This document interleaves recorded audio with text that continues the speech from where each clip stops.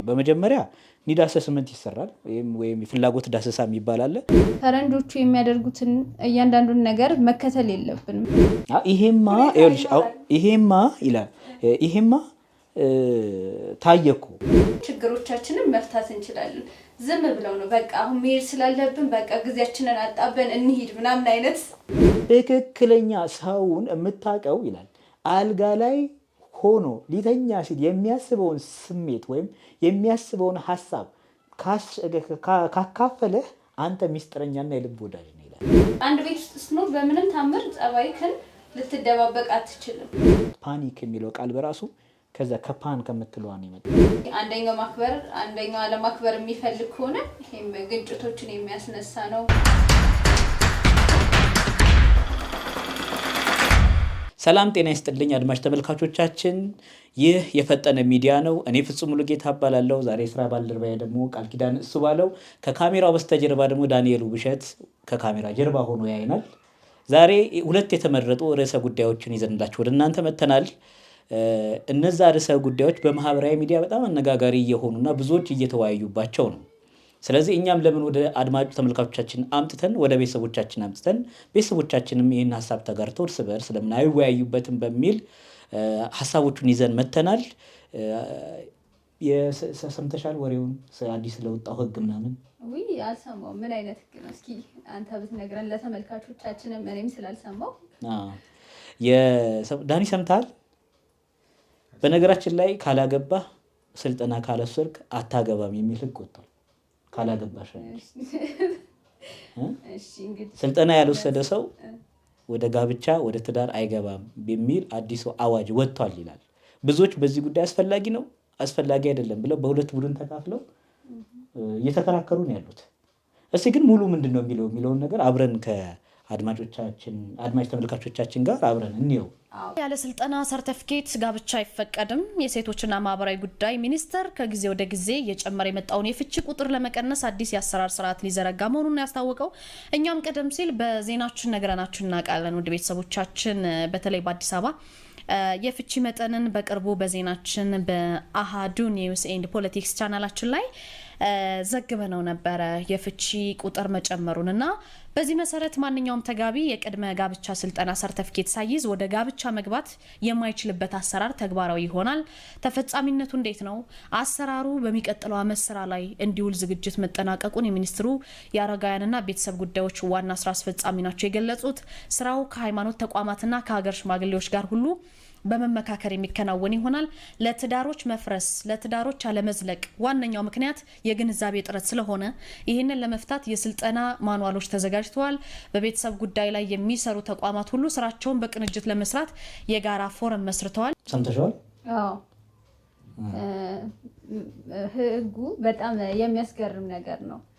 አሁን ይከላከለዋል ያለውን የፍቺ ሁኔታ የመጨመር ሁኔታ ይከላከለዋል ብዬ እኔ አላምንም። ምን አይነት አዎንታዊ ማሉታዊ ተጽዕኖ ይኖረዋል? በርግጥ አዎ ልክ እንደዛ ይኖረዋል። ግን ደግሞ ይሄ አሁን የሆነው ምንድነው ማህበረሰቡ መጋባት ሲፈልግ ሰርቲፊኬቱን ለማግኘት ብቻ ስልጠናውን እንዲወስድ ህግ ከሆነ ግዴታ ነው፣ ህግ ማክበር አለብን።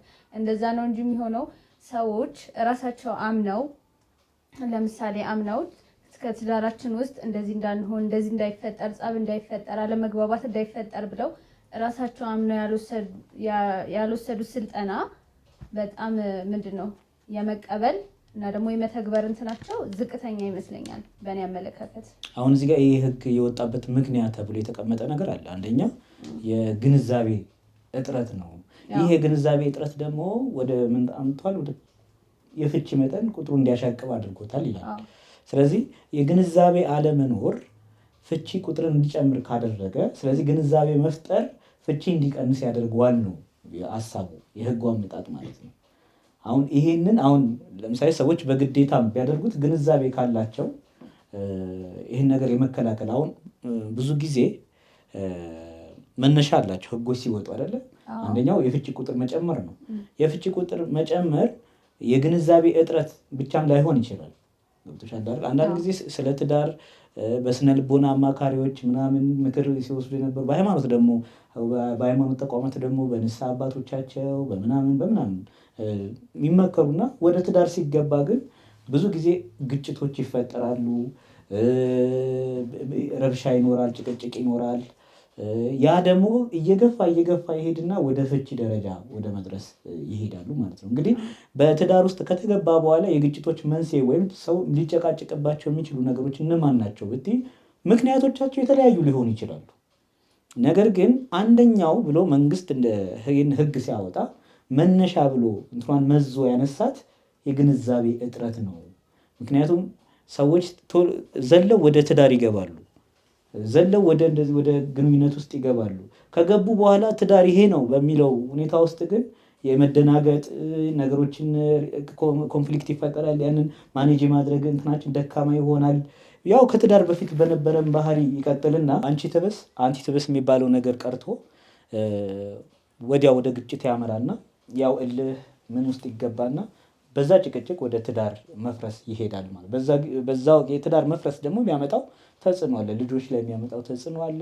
ማህበረሰብ ላይ የሚያመጣው ተጽዕኖ፣ እንደ ሀገር ደግሞ ከፍ ሲል የሚያመጣው ተጽዕኖ አለ። ያ እንደ ሀገር የሚያመጣው ተጽዕኖ አሳስቦት ይመስለኛል መንግስት ይሄን ህግ ሊያወጣ የቻለው። ግን አንቺ ያልሽው ሀሳብ አለ። አሁን እዚህ ጋር ሰው ስለተገደደ ማለት ስልጠናውን ስለወሰደ ብቻ ችግሩን ይቀረፋል ወይ የሚል ሀሳብ አንስተሻል። እስቲ የሚቀጥለውን ቪዲዮ ደግሞ አይተነው እንመለስ። ምናልባት ያንቺ የሚመልስ ከሆነ ማለት ነው። ቅድመ ጋብቻ ስልጠና የምስክር ወረቀት ካልሰጠው እንግዲህ ወደፊት ላታገባ ትችላለህ የሚል ዜና እየተነገረ ነው። እኔ እኮ አንዳንድ ጊዜ ትላልቅ ሚኒስቴር መስሪያ ቤቶች እንደ ተራ ቲክቶከር ይሆናሉ፣ በተራ ቲክቶከር ይመራሉ። በተራ ቲክቶከር መርህና ሀሳብ ሀገርና ህዝብ ሊመሩና ሊያስተዳድሩ ሲጣጣሩ ሳይ በጣም ይገርመኛል። የቅድመ ጋብቻ ስልጠና የምስክር ወረቀት እነማን መስሏችሁ? እነዚህ አሁን መጥተዋል አይደለም? ይሄ አነቃቂ ንግግር እናደርጋለን ብለው አሉ ቢያወሩ ራሳቸው እኮ ላያገቡ ይችላሉ። ጋብቻ ውስጥ ላይሆኑ ይችላሉ። ማንኛውም ሰው እድሜው ለጋብቻ የደረሰ ማንኛውም ሰው ወንድም ሆነ ሴት በፈለገው ጊዜ በነፃ ፍቃዱ ያለማንም አስገዳጅነት ያለማንም ጣልቃ ገብነት በራሱ ፍላጎት ከጋብቻ በፊትም ባለው ድርድር ባለው ንግግር ባለው ምርጫ በጋብቻ ወቅት በፍቺ ወቅትም ቢሆን ያለማንም ጣልቃ ገብነት የመረጠችውን አግብታ የመኖር ቤተሰብ መስረት መብት አለው አላት ያለምንም ልዩነት። ይህ ሰው የሚያነሳው ሀሳብ አለ። አሁን እሱ ከህገ መንግስቱ አንጻር የሚጣረስ ነው፣ ከሰብአዊነት አንጻር የሚጣረስ ነው። ማንም ሰው የሚፈልገውን ሰው የማግባት መብቱ የተጠበቀ ነው፣ በፈለገው ሰዓት በፈለገው ጊዜ ብሎ አንስቷል። ግን አሁን ይህንን ቅድም ያወራንበት ሀሳብ ግን ሰው የፈለገውን የመረጠውን አያግባ አይደለም የሚለው አይደል? አያግባ እኮ አይደለም። እዚህ ጋር እኔ አንድ የምነግርህ ነገር አለ።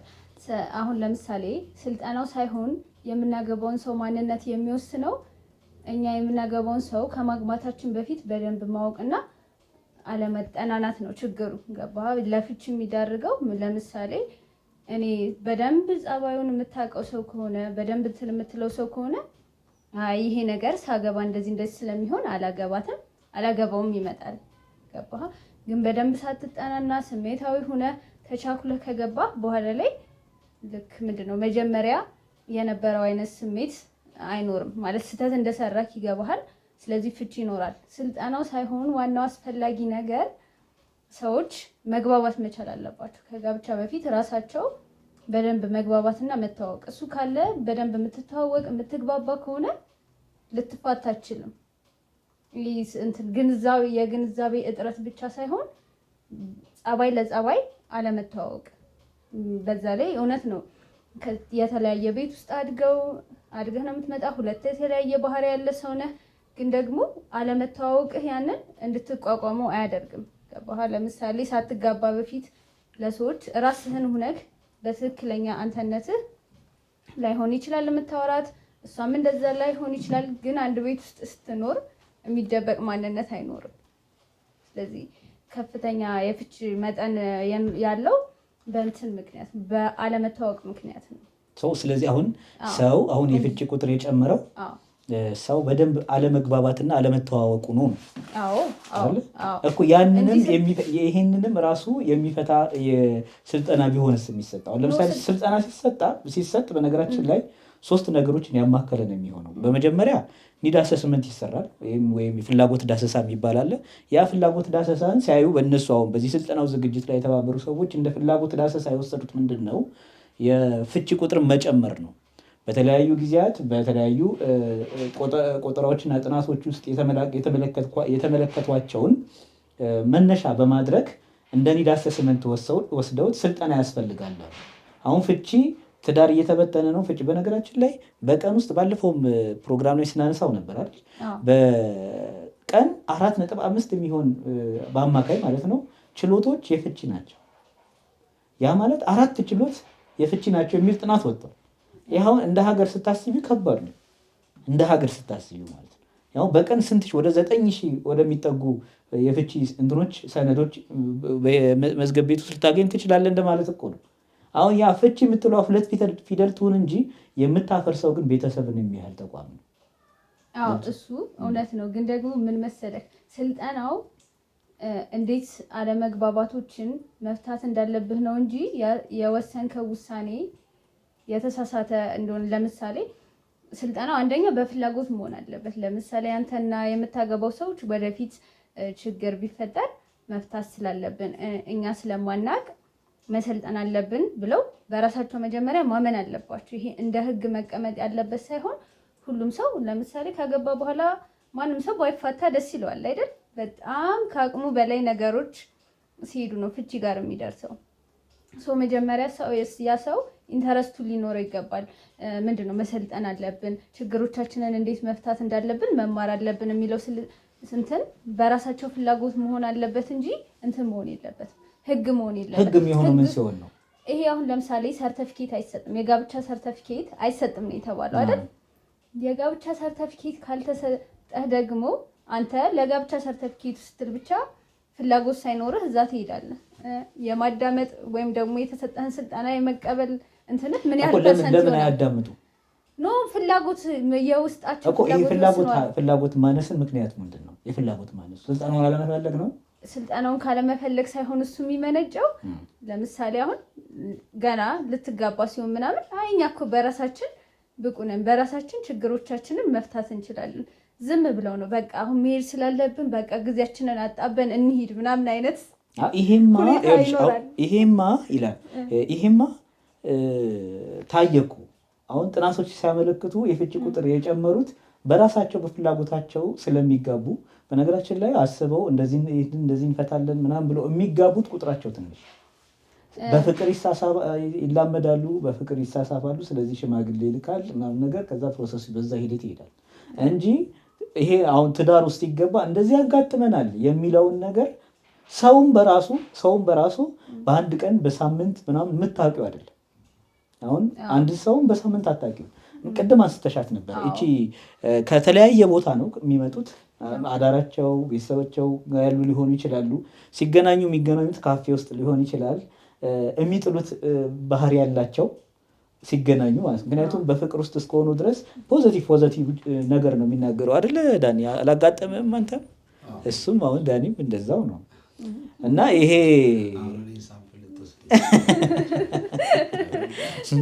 እና እንደዚህ ፖዚቲቭ ነገሩን ብቻ ነው አሉታዊ የእሱ ባክ ያለውን ነገር አታዩ። የምታየው መቼ ነው? አንድ ጣራ ቤት ውስጥ ስትመኖር ስትጀምሪ ዴይ 1 ላይ ዴይ 2 ላይ እሱ ማን እንደሆነ እያወቅሽ 1 ዓመት ምናምን እኮ ላታውቂም ትችላለች። አንድ ላይ ሆን ይችላል ፍቅር ውስጥ ስለምትሆኝ የምትሸፋፍኛቸው ነገሮች ስለምን አንድ የስልጠና ማንዋል እያየው ነበር እና ምን ይላል? 3 ማንነቶች አሉት አንድ ሰው ይላል። አንድ ሰው 3 ማንነቶች አሉት። አንደኛው ራሱ የሚያውቀው ስለ ራሱ የሚያውቀው። አሁን ለምሳሌ አንቺ ስለ ራስሽ የምታውቂው አለ ሌላ ሰው የማያውቀው። ወይም አልጋ ላይ ቁጭ ብለሽ ልተኝ ስትል የምታስቢው አንቺነትሽ አለ። በቃ አንቺ እኔ ማን ነኝ የምትይው ውጣ ውረዱሽ እንትን የምትይው ዛሬ ውሎ እንዴት ነበር ራስሽ የምትገመግሚበት፣ ስንፍናሽን ጉብዝናሽን የምትለኪበት የራስሽ የሆነ ማንነት አለ። ቤተሰብሽ የማያውቅሽ፣ ማህበረሰብ የማያውቀው። ሁለተኛ ደግሞ ቤተሰብ የሚያውቀው ማንነት አለ፣ ማህበረሰብ የማያውቀው ማለት ነው። ማህበረሰብ የማያውቀው ቤተሰብ ብቻ የሚያውቀው ደግሞ አለ። አሁን አባትሽ እናትሽ ስላንቺ ቢጠየቁ የሚመልሱት እኔ እሱ ማናውቀው አይደል የሆነ ነገር ይኖራል። ሶስተኛ ደግሞ አንቺ ለማህበረሰቡ የምትገልጪው ደግሞ አለ ማንነት ማለት ነው። አሁን አንቺ ለዳኒ የምትገልጪው አለ ከውጭ ለሚያይ ሰው እንደዚህ ቁጭ ብሎ ከካሜራ ጀርባ ለሚያይ ሰው የምትገልጪው አለ። ለሌላ ሰው ለሚያውቁሽ ለጓደኞችሽ የምትገልጪው አለ። ከጓደኞችሽ ደግሞ ሌሎች እያለ ይቀጥላል። ትክክለኛ ሰውን የምታውቀው ይላል አልጋ ላይ ሆኖ ሊተኛ ሲል የሚያስበውን ስሜት ወይም የሚያስበውን ሀሳብ ካካፈለህ አንተ ሚስጥረኛና የልብ ወዳጅ ነው ይላል። ብዙ ባለትዳሮች ይሄንን አያውቁት፣ ይሄን አያካፍሉትም። የሆነ ወይም ማህበረሰቡ የሚያውቀውን ማንነት እና ይዞ ነው ልጅቷን የሚያገኛት። እሷ ደግሞ ስለሱ የምትሰማው ነገር ይኖር። ምክንያቱም እሱነቱን የሚያውቀው እሱ ብቻ ነው። ቤተሰቡ ራሱ ስለራሱ አያውቅም። ማህበረሰቡ በሚያውቀው ልኬት እሷ በምታገኘው መረጃ ሰው በ5 የስሜት ዋሳት አይደለም እንትን የሚለው በመስማትና በማየት ከጓደኞቹ ስለሱ የምትሰበስበው መረጃ ይኖራል። ማህበረሰቡ የሚያውቀውን ማለት ነው። ከዛ ያ ፍቅር የሚባል ነገር ስሜት ይሰጠዋል። ፍቅር ይባላል። ዴቨሎፕ ያደርጋል። ሁለቱ የፍቅር ግንኙነት ይጀምራሉ። እሱም በተመሳሳይ እሷ በምታደርገው ልክ ይሄዳል። ስለዚህ እርስ በርስ በደንብ ሳይተዋወቁ ትዳር ውስጥ ይገባሉ። እሷም በሰማቸው በማህበረሰቡ ውስጥ ሲገናኙ ደግሞ በሚገልጥላት ማንነቱ ለማህበረሰቡ በሚገልጠው ልክ በሚገልጥላት ማንነቱ ይገለጥለታል። ከዛ ወደ ትዳር ውስጥ ይገባሉ። ግጭት ይፈጠራል። የዛኔ ትክክለኛ ማንነት ይወጣል። የዛኔ ቅድም ያልኩሽ ሰው ሊተኛ ስለራሱ የሚያስበው ሀሳብ እየተገለጠ ምክንያቱም ቅርርቡ ይመጣል። አብሮ ጊዜ ማሳለፍ ይመጣል። የኔ አንቺ መባባሉ ይቀራል። ወደ ውህደት ይመጣል። ስለዚህ ያ ውህደት ትክክለኛ ማንነት እየወጣ ስለሚመጣ የዛን ጊዜ ወደ ግጭት ውስጥ ይገባሉ ማለት ነው። አሁን ይሄንን ግጭት በትክክል አስተናግዶ ትከሻውን ሰፊ አድርጎ የሚያስኬድ ቁመና ያስፈልጋል ነው ትዳር ውስጥ። የስልጠናውም እኮ መነሻ ምክንያት ነው። ይሄ ደግሞ በ3 አይነት ነገሮች ነው የሚመጣው። ቅድም ያልኩሽ ኒድ አሰስመንት አለ። ኒድ አሰስመንት ሲባል ወይም ፍላጎት ዳሰሳ ሲባል በ3 ነገሮችን ስልጠና ሲባል 3 ነገሮችን ማዕከል ያደረገ ነው። የእውቀት አለ፣ የአመለካከት አለ እና ደግሞ የክህሎት አለ። ስልጠና የሚሰጠው በ3ቱ ዙሪያ ነው። አሁን ለክህሎት የምትሰጣቸው ስልጠናዎች አሉ። ለክህሎት ማለት የሙያ ነክ የሆኑ ነገሮች ማለት ነው። አመለካከትን በተመለከተ ደግሞ እንደ በስራው ዘርፍ ስትሄጂ ኦርጋናይዜሽናል ካልቸር ምናምን ልትባይ ትችላለሽ። በመስሪያ ቤት አካባቢ በቲም ቢውልድ እንዴት እንስራ ምናምን አመለካከትሽን የሚቀይሩ ስልጠናዎች ይኖራሉ። እውቀት ነክ ደግሞ የሆኑ አሉ። ለምሳሌ ሂሳብ፣ ፒችትሪ ምናምን የመሳሰሉ ደግሞ ሂሳብ ነክ አካውንቲንግ ምናምን ስልጠናዎች ሊሆኑ ይችላሉ። ስለዚህ በ3 ዙሪያዎች ነው ስልጠና የሚሰጠው። ሲሰጥ ይሄኛው የግንዛቤ ነው፣ አመለካከት ነው። አሁን ትልቁ እንግዲህ እንደ ቅድመ እንትን የቀረበው የፍቺ መጠን ጨመረ አይደለ? ስለዚህ የፍቺ መጠን እንዲጨምር ዋናው ኮዝ ምንድን ነው ታይቷል በደንብ። አሁን በደንብ ይሄ አሰስመንት ተሰርቷል ምናምን ብለኛል፣ ግን አይመስለኝም። አሰስመንት ለምንድን ነው የፍቺ መጠን የጨመረው? ቅድመ ጋብቻ ስልጠና ስለሌለ ነው? በፍጹም አይደለም። ምክንያቱም ኢትዮጵያ ውስጥ እንግዲህ ኦልሞስት 90% ሃይማኖተኛ ነው ተብሎ ይታሰባል። የሃይማኖት ሰዎችም የራሳቸውን የሆነ ምን ያደርጋሉ ማለት ነው ስልጠና ይሰጣሉ።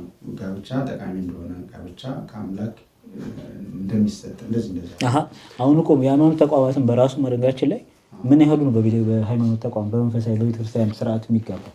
በአንድም በሌላም ግን በጣም ማለት ዝቅ ያለ ነው። አሁን አብሶ ደግሞ በኦርቶዶክስ ሲሆን በሃይማኖት እንትናችን የመጋባት እድላችን በጣም ዝቅ ያለ ነው። ግን ደግሞ እንትን አንልም። ምንድን ነው ሰዎች አለመታወቅህ ነው። ገባ?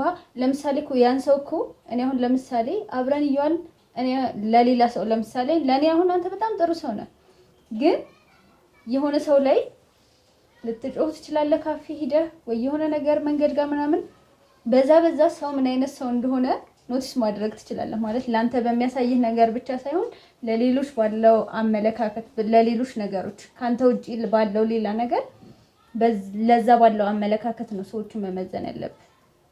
እሷን እኮ አንዴ ወዷታል፣ ፈልጓታል።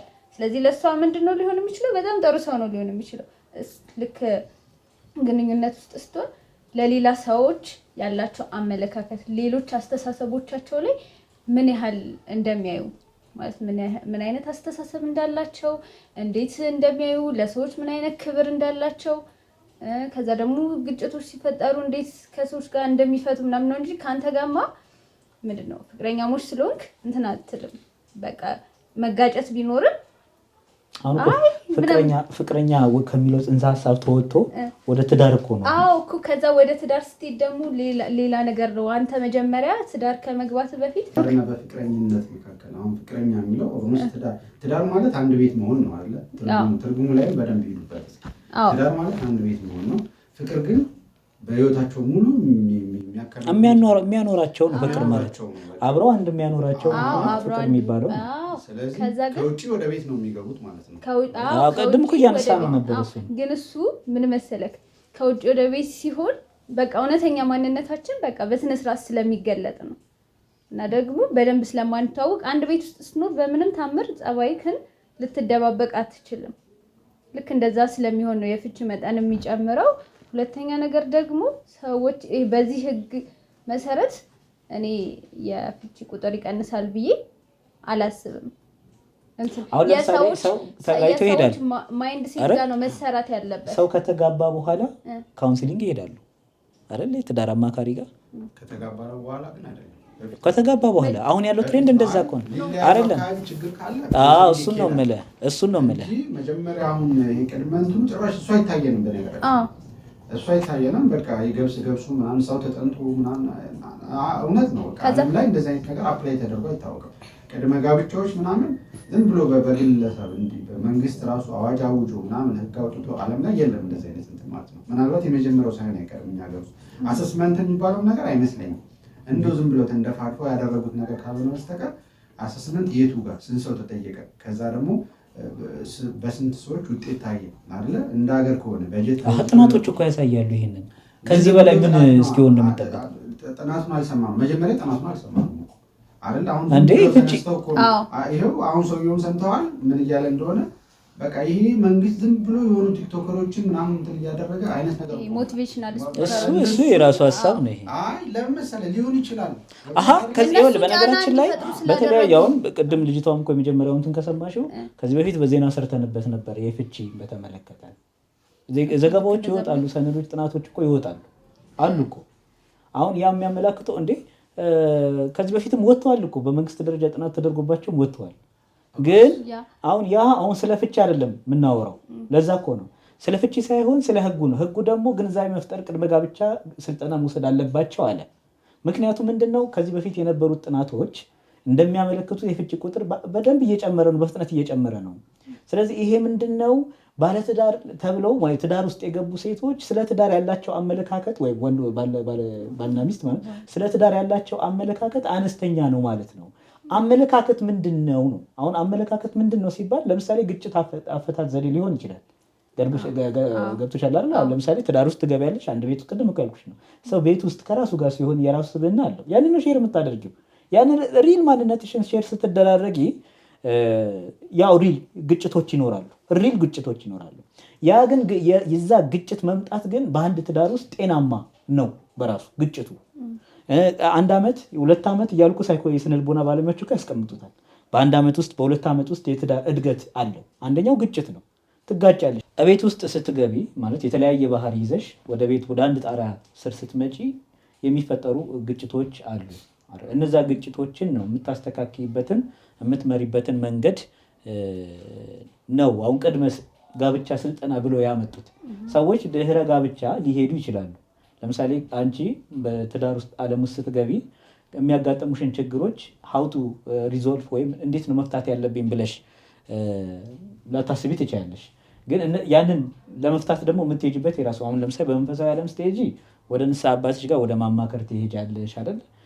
አባቶች ጋር ወደ ማማከር ትሄጃለሽ። ወደ ዓለማዊ ስትመጪ ደግሞ የቤተሰብ ጉዳይ የሚያማክሩ የካውንስሊንግ ስራ የሚሰሩ የስነ ልቦና ባለሙያዎች አሉ። እነሱን ወደ ማማከር አብረው ሄደውም ሊሆን ይችላል፣ በተናጠልም ሄደው ሊያማክሩ ይችላሉ። ያንን ችግሩ ከመፈጠሩ በፊት የሚካሄድበትን መንገድ ችግሩ ከመፈጠሩ በፊት ሳይሆን ችግሩ ከተፈጠረ በኋላ የሚሄዱበትን መንገድ ከመፈጠሩ በፊት ለምን በግንዛቤ መፍጠር አይቻልም የሚል አዎንታዊ ሀሳብን ይዞ የተነሳ ይመስለኛል፣ እንደኔ ማለት ነው።